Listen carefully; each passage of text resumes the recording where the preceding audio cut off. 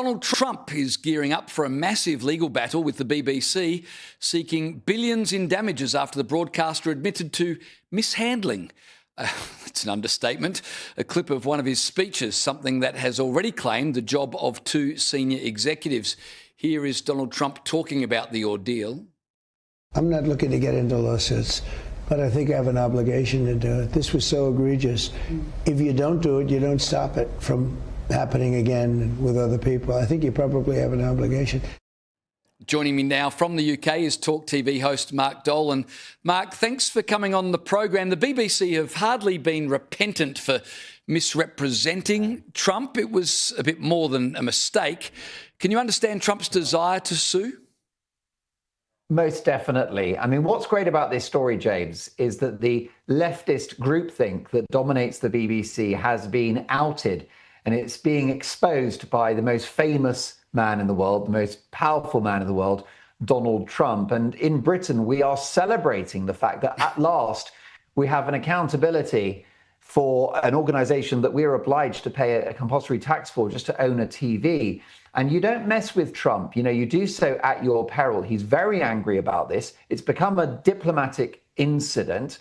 And I think he's going to be successful in changing the culture of the BBC, because it's just exposed public anger about this organization that for years has been gaslighting the public, whether it's COVID measures, whether it's net zero.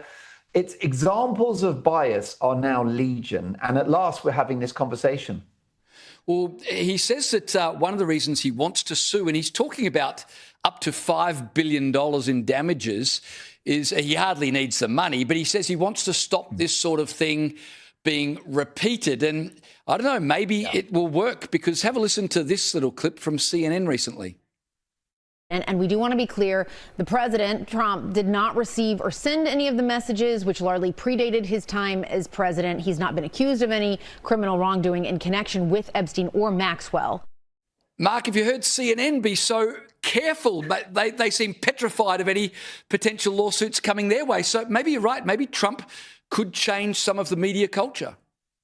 Yes, and it's not about becoming pro-Trump, James. You know, Donald Trump is a flawed human being. He's a flawed politician. He's far from perfect. And in fact, with that doctored clip of January the 6th, you know, there are arguments to be made about whether or not his remarks were inappropriate and whether or not he incited violence. They didn't need to stitch it up in a way that was so misleading. Allow the facts to present themselves. That's what you do on Sky News Australia, is you win arguments and you have debates based upon facts. And that's what's at stake here. It is the truth. And it's so unfortunate that the BBC, which is supposed to be the arbiters of truth, have been found to be so dishonest.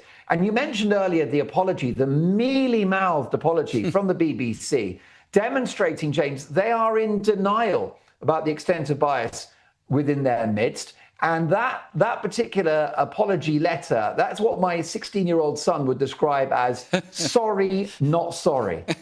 I reckon a $5 billion lawsuit might shake you out of your denial. I want to play you a clip from UK Prime Minister Liz Truss, because she says a lot of Brits, and you said it earlier, they're cheering Trump on in his lawsuit. Have a listen. There are lots of people in Britain who are cheering President Trump on and who want him to sue the BBC, because they're a huge problem. They've lied, they've cheated, they've fiddled with footage, both in the case of President Trump, but also covering up what's happening in Britain, whether it's mass migration, whether it's our economic problems.